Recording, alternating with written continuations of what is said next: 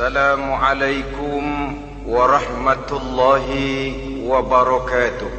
Waalaikumsalam warahmatullahi wabarakatuh. Bismillahirrahmanirrahim. Alhamdulillahi rabbil alamin. Wassalatu wassalamu ala ashrafil anbiya'i wal mursalin, imamil muttaqin, sayyidil ghurril muhajjalin, wa ala alihi wa ashabihil mujahidin at-tahirin, amma ba'du. Saudara-saudara kaum muslimin rahimakumullah. Seorang muslim adalah seorang yang berpandangan luas, berjiwa lapang. Maksudnya apa? Tujuan jangka pendek dan jangka panjang ini harus dia raih kedua-duanya.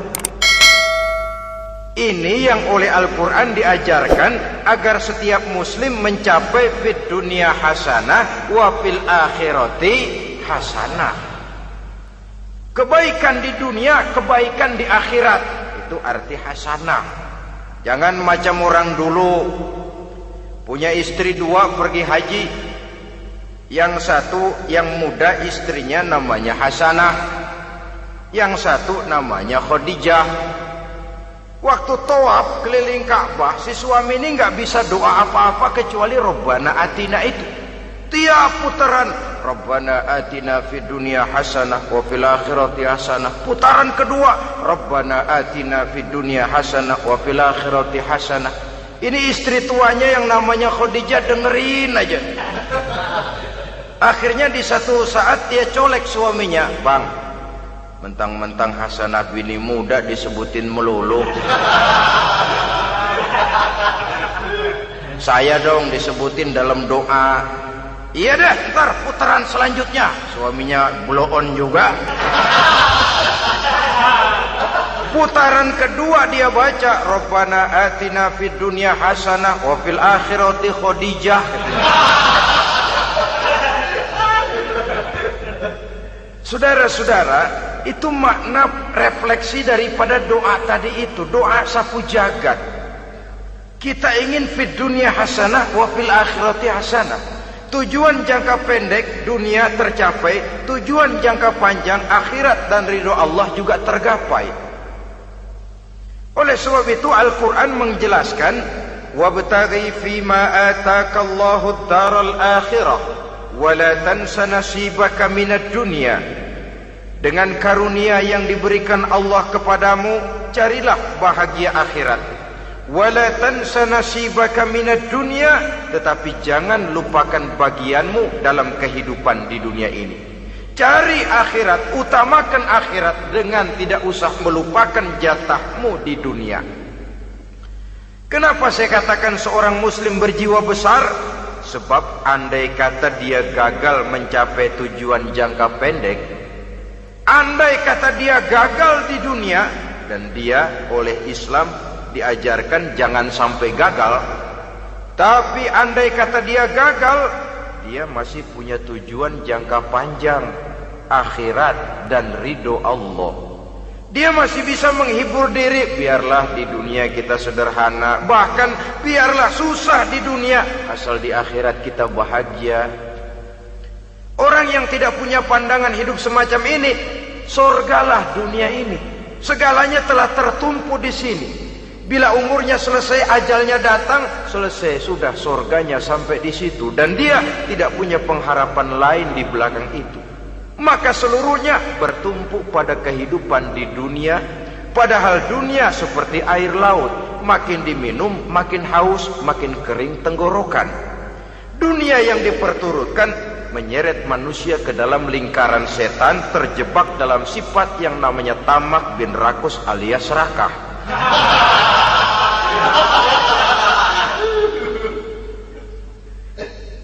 Andai kata dia gagal untuk tujuan jangka pendek, dia masih punya tujuan jangka panjang, akhirat.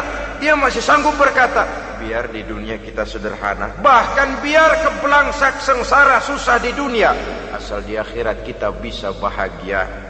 Kan masih ada harapan. yang paling bangpak, paling rusak betul. Sudah di dunia sengsara, di akhirat celaka. Jadi dunia rumahnya gubuk, pinggir kali miring, asal hujan bocor, utang selebar warung. Bayang kagak, ngaji enggak, puasa enggak, saban malam merit mulu. Saudara hadirin yang saya hormati, lalu kapan mau bahagia kalau sudah di sini susah, di sana akan susah juga. Ini yang pertama, seorang muslim, seorang yang optimis, berjiwa besar, luas pandangan. Kegagalan dia dalam jangka pendek tidak menyebabkan dia melupakan tujuan jangka panjang. Yang kedua, positifnya apa? Cara dia mencapai tujuan jangka pendek diwarnai oleh keyakinan adanya tujuan jangka panjang. Dia memang benar cari harta, tapi karena dia yakin ada akhirat, Allah ridho apa tidak. Ini positifnya. Saya memang cari duit, tapi dengan cara ini Allah ridho apa tidak. Saya memang ingin berpakaian yang rapi, tapi dengan tidak menutup aurat begini, Allah ridho atau tidak. Saya memang bergaul menghormati teman, tapi terjebak dalam minuman keras karena menghormati teman, Allah ridho apa tidak. Ini orang yang punya tujuan jangka panjang. Segalanya diberikan bingkai dengan pertanyaan, Allah ridho atau tidak. Keyakinannya terhadap tujuan jangka panjang mewarnai gaya hidupnya di dunia ini, mencapai tujuan jangka pendek tadi. Mau minum, Allah ridho apa enggak ini? Mau makan, yang saya makan Allah ridho apa enggak ini? Pendeknya apapun yang mau dia kerjakan, karena dia punya keyakinan tujuan jangka panjang, dia selalu menimbang terhadap ridho Allah tadi. Jadi tanpa prestasi ibadah, kita nol besar dalam pandangan Allah. Ini nilai manusia yang hakiki di sini. Ini makna inna akramakum indallahi atqakum. Di akhirat nanti kan tidak pernah akan disidang, kamu pendidikan setinggi apa? Tidak. Gelarmu berapa renteng? Profesor, doktor? Tidak. Akhirat hanya menyidang kau sholat atau tidak, kau puasa atau tidak, kau zakat atau tidak. Diberikan kamu harta yang banyak, dari mana kau dapat, kemana kau belanjakan. Prestasi ibadah itu yang ditanya. Setinggi apa pendidikan, sebanyak apa pengalaman, no problem. Tidak jadi masalah di akhirat itu. Prestasi ibadah itu yang akan kita persembahkan di hadapan Allah. Itu makna inna akramakum indallahi atqakum. Kerbau dinilai dari dagingnya, makin gemuk makin mahal harganya. Tapi ada perkutut lebih mahal dari kerbau. Perkutut itu mahalan mentahnya loh daripada matangnya. Karena harga perkutut pada suaranya. Lalu di mana harga manusia yang paling gemuk? Tidak. Suaranya, oh kalau manusia dinilai dari suaranya, barangkali Madonna nomor awal masuk surga. Hanyalah dengan prestasi ibadah kita bisa mencapai tujuan jangka panjang, akhirat dan ridho Allah. Nah baiklah ya, kalau sudah jelas bahwa kita punya dua tujuan jangka hidup, jangka pendek dan jangka panjang, bagaimana Islam mengajarkan kita meraih dua ini? Pada prinsipnya Islam mengajarkan sistem keseimbangan. Dalam berbagai aspek kehidupan, keseimbangan ini nampak dengan nyata diajarkan oleh agama kita. Seperti ayat yang saya bacakan tadi. Dengan karunia yang diberikan Allah kepadamu, cari negeri akhirat, tapi jangan lupakan bagianmu di dunia ini. Dalam bentuk yang lebih nyata, bekerjalah untuk duniamu seolah kau akan hidup buat selamanya, tapi bekerjalah buat akhiratmu seolah kau akan mati besok. Manifestasinya dalam kehidupan, misalnya orang kaya diperintah membantu yang miskin, tapi orang miskin dianjurkan berusaha. jangan mengandalkan hidup kepada yang kaya, seimbang. Kamu kaya, betul Pak, bantu yang miskin. Kamu miskin, iya Pak, berusaha. Seimbang. Tuan rumah diwajibkan menghormati tamu, tamu diwajibkan tahu diri, seimbang. Jadi bagaimana kalau sudah kita bekerja di sawah, di ladang, di pasar, di kantor, anggap kita akan hidup selamanya agar timbul gairah kerja. Tapi kalau sudah sholat, anggap kita akan mati besok supaya timbul khusyuknya. Nah, titik tekannya di mana? Stresnya itu.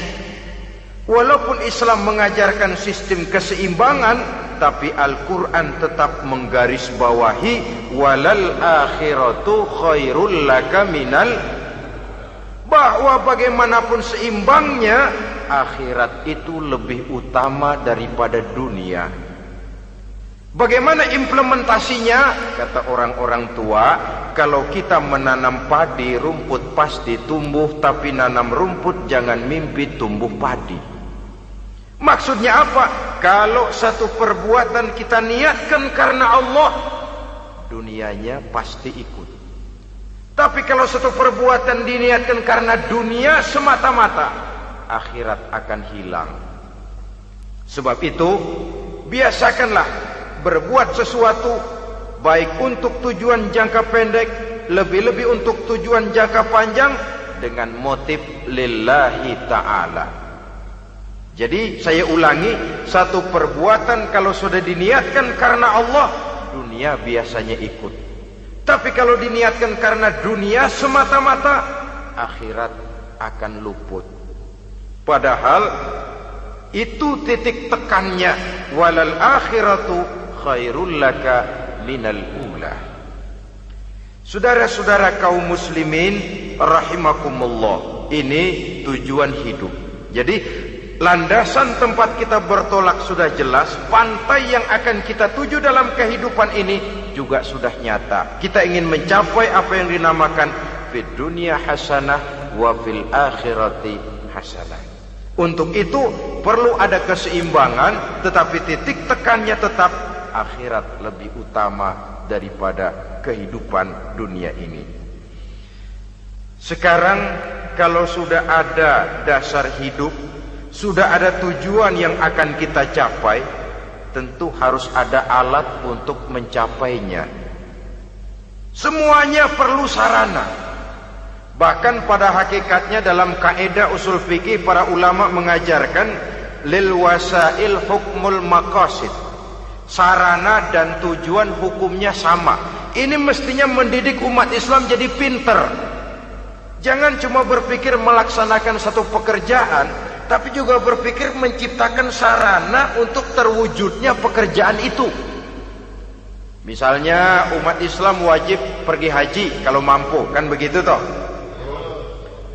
Kalau dia umat Islam Indonesia, tentu pergi hajinya ke Mekah. Mekah, Jeddah, Mekah, Indonesia perlu sarana angkutan untuk sampai ke sana. Kapal laut, kapal udara. Artinya umat Islam harus maju di bidang teknologi, bisa menciptakan pesawat, bisa menciptakan kapal laut, sarana yang akan menyampaikan dia untuk bisa melaksanakan ibadah haji. Selama ini kita bertumpu kepada pemikiran, pokoknya kan yang penting gue pergi haji pakai apa kayak gue punya duit. Dari segi pribadi memang barangkali begitu. Tapi sebagai umat yang harus mencapai kemajuan, apabila diperintahkan melaksanakan sesuatu, kita pun hakikatnya dituntut menciptakan sarana untuk menunjang pelaksanaan sesuatu itu sendiri. Agama mengajarkan an-nazafatu minal iman, kebersihan sebagian daripada iman. Siapa yang menciptakan mesin cuci, sabun-sabun keras, deterjen, rinso dan lain sebagainya? Siapa yang menciptakan air condition, pembersih ruangan? Kita hanya berpikir pokoknya kan bersih, mau pakai apa kek. Kita jarang yang berpikir kepada pewujudan teknologi modern untuk menerjemahkan hadis itu. Syukurlah belakangan ini sudah muncul teknokrat-teknokrat muslim yang dijiwai oleh semangat Al-Quran membuka tabir rahasia konsepsi Islam di lapangan teknologi modern, yang makin lama makin menunjukkan tuntutan kebutuhan daripada umat itu sendiri. Dengan demikian, apabila ada tujuan hidup, kita memerlukan alat untuk mencapai tujuan tadi. Supaya tujuan fid dunya hasanah wa fil akhirati hasanah tercapai, apa alat yang harus kita pakai? Kita lihat surah At-Taubah ayat 111 memberikan jawaban. Innallaha ashtara minal mu'minina anfusahum wa amwalahum bi anna lahumul jannah. Sesungguhnya Allah telah membeli dari orang-orang beriman diri mereka, harta mereka, bahwa sesungguhnya bagi mereka adalah surga. Coba kita simak ayat ini sejenak, akan nampak dengan jelas bahwa ayat ini hakikatnya merupakan satu transaksi yang nyata benar antara kita dengan Allah. Transaksi jual beli sudah terjadi, dan itu langsung dengan Allah, tertuang dalam pernyataan Quran. Pembeli Allah, penjual kita orang-orang beriman, dagangannya adalah anfus dan amwal, harganya adalah surga. Itu sudah tanda tangan pernyataan kita siap jual beli ya Allah. Apalagi baiat kita apa? Inna solati wa nusuki wa mahyaya wa mamati lillahi rabbil alamin.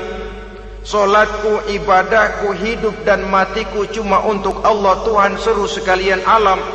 Minimalnya 5 kali sehari semalam baiat ini kita ulang dan kita ulang. Kenapa lalu kita tidak konsekuen? Dalam konteksnya dengan persoalan, maka alat hidup kita itu ada 2. Pertama, anfus. Ini bentuk mufrad dari jamaknya, bentuk jamak dari mufrad nafsun. Biasa diterjemahkan dengan diri. Yang dimaksud dengan diri adalah kepribadian. Yang dimaksud dengan kepribadian ialah kekayaan yang kita miliki dalam kepribadian kita. Artinya bisa tenaga, pikiran, konsep, gagasan, wewenang, ide, pangkat, jabatan, kemampuan, keahlian, skill, itu semuanya masuk ke dalam anfus, diri. Sedangkan amwal bentuk jamak dari mufrad malun, biasa diterjemahkan dengan harta. Pengertian di sini ialah seluruh bentuk-bentuk materi yang berada di bawah kekuasaan kita. Bisa rumah, bisa uang, bisa tanah, bisa kebun, bisa pabrik, bisa peternakan, itu semuanya amwal. Nah, baik anfus maupun amwal, diri, tenaga kek, pikiran kek, harta kek, pangkat kek, jabatan kek, wewenang kek, keahlian kek, untuk tujuan jangka pendek harus jadi rahmah bagi lingkungan. Untuk tujuan jangka panjang harus menunjang jalan menuju ridho Allah. Jadi kalau pangkat kita menjauhkan kita dari ridho Allah, itu bukan nikmat tuh, azab. Punya pangkat bukan melakukan kebaikan, malah melakukan kejahatan, setidak-tidaknya berdiri di belakang kejahatan, melindungi perbuatan-perbuatan munkar. Dalam kelas kakap melindungi korupsi, dalam kelas teri jadi backing tukang koprok. Umpamanya itu sudah menyalahi. Alat tidak digunakan untuk mencapai tujuan, itu untuk tujuan jangka pendek. Lalu amwal, harta, uang, tanah, rumah, kebun, untuk tujuan jangka pendek harus menjadi rahmah bagi lingkungan. Sedang untuk tujuan jangka panjang, baik diri maupun harta, harus menunjang jalan menuju ridho Allah, harus meningkatkan prestasi ibadah kita kepada Allah Subhanahu wa ta'ala. Malah yang namanya amwal ini tanggung jawabnya lebih berat loh saudara. Kalau saudara diberikan ilmu, sidang akhirat cuma satu, ilmumu kau amalkan untuk apa? Saudara diberikan umur panjang, pengadilan akhirat cuma bertanya satu, umurmu kau habiskan di mana?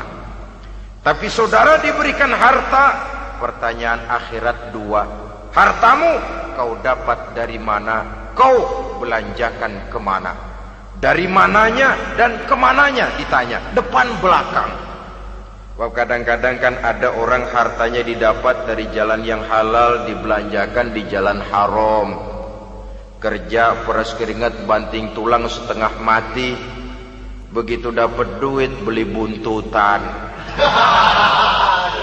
muter-muter kertas cari kode. Didapat dari jalan halal, dibelanjakan di jalan haram. Atau didapat dari cara yang haram, dibelanjakan di jalan yang baik. Menang judi, nyumbang pesantren. Nabi mengajarkan innallaha thayyibun la yaqbalu illa thayyib. Allah itu baik dan hanya menerima yang baik-baik saja. Tidak bisa mencuci kain dengan air najis. Kain akan tetap kotor. Saudara-saudara kaum muslimin rahimakumullah.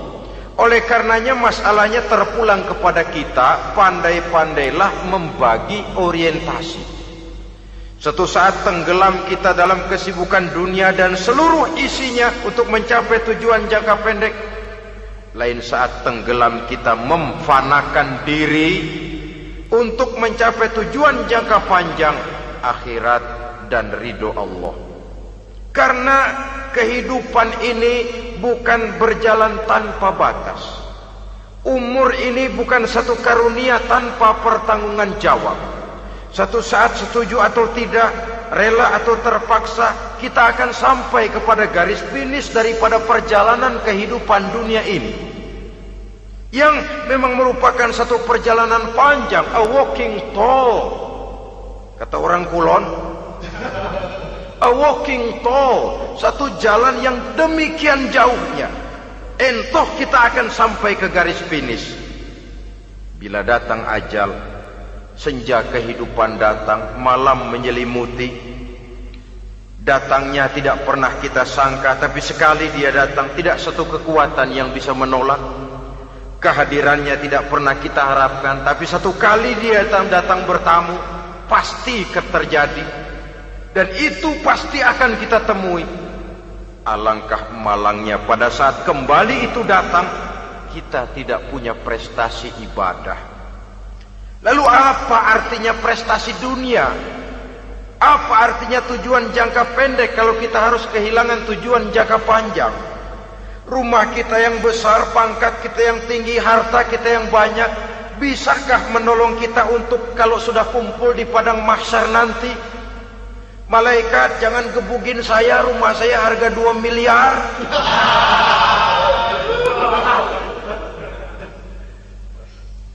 Sudahlah malaikat, damai saja, itu Rolls Royce saya. Pakai saja malaikat, pakai. Kata malaikat, gue budak, gue nggak butuh gituan. Hanya prestasi ibadah yang bisa menyelamatkan kita pada kondisi semacam itu. Jadi oleh karena itu saudara-saudara, biar di dunia ini rumah kita besar, mobil bagus, uang banyak, pabrik ada, usaha lancar, asal di akhirat masuk surga aja. Gak apa-apa. Daripada di dunia sengsara, di akhirat neraka, senangnya kapan? Sudah di sini sengsara, di sana kebelangsak. Itu yang orang-orang tua bilang lacur kuda namanya. Pelan dipecut, kenceng digentak, setengah mati, serba salah. Kuda kalau bisa ngomong, gue setengah mati, serba salah. Pelan dipecut, kekencengan ditarik, itu yang namanya lacur kuda begitu. Serba salah posisinya. Untuk itu pandai-pandailah membagi orientasi supaya tercapai tujuan ideal ini, fid dunya hasanah wa fil akhirati hasanah. Ini tentang tujuan hidup. Nah, untuk mencapai tujuan ini kita tidak berjalan sendiri. Kita perlu teman hidup. Di samping teman hidup ada pula lawan hidup. Siapa teman hidup kita untuk mencapai tujuan hidup ini? Dalam arti sempit, teman hidup kita suami istri yang taat kepada Allah. Suami istri lebih dari sekedar satu pasangan, juga saling melengkapi, merupakan bagian daripada kehidupan. Suami adalah teman istri, istri adalah teman suami untuk mencapai tujuan hidup tadi. Mencapai fid dunya hasanah wa fil akhirati hasanah. Seiring, seirama, selaras, serasi, seimbang, kata orang sekarang. Teman dalam arti sempit. Adapun teman dalam arti luas, setiap orang yang pandangan hidupnya sama dengan kita. Setiap orang yang akidahnya sama dengan kita.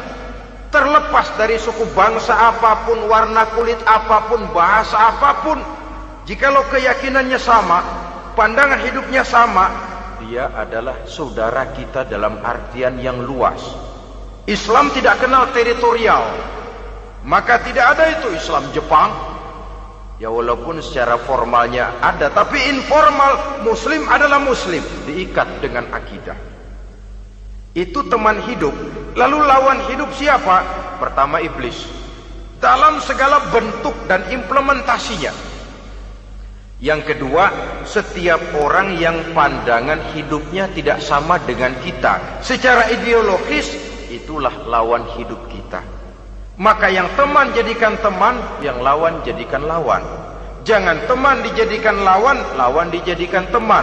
Itu namanya kopiah dipasang di kaki, pak bakyak naik ke jidat. Wajar kalau kepala lalu jadi benjol. Salah milih teman, salah cari lawan. Salah milih teman, salah cari lawan. Akibatnya kita yang akan susah di kemudian hari nanti. Saudara-saudara kaum muslimin rahimakumullah, oleh karenanya pandai-pandailah dalam hidup ini. Yang teman jadikan teman, yang lawan jadikan lawan. Kalau lawan kita jadikan teman, sementara teman kita jadikan lawan, dan itu yang banyak terjadi dalam praktek kehidupan, kita tidak akan bisa mencapai tujuan. Karena akan tertarung di kaki sendiri. Nah, ini sajalah yang kita bicarakan pada pertemuan kali ini. Mudah-mudahan ada manfaatnya.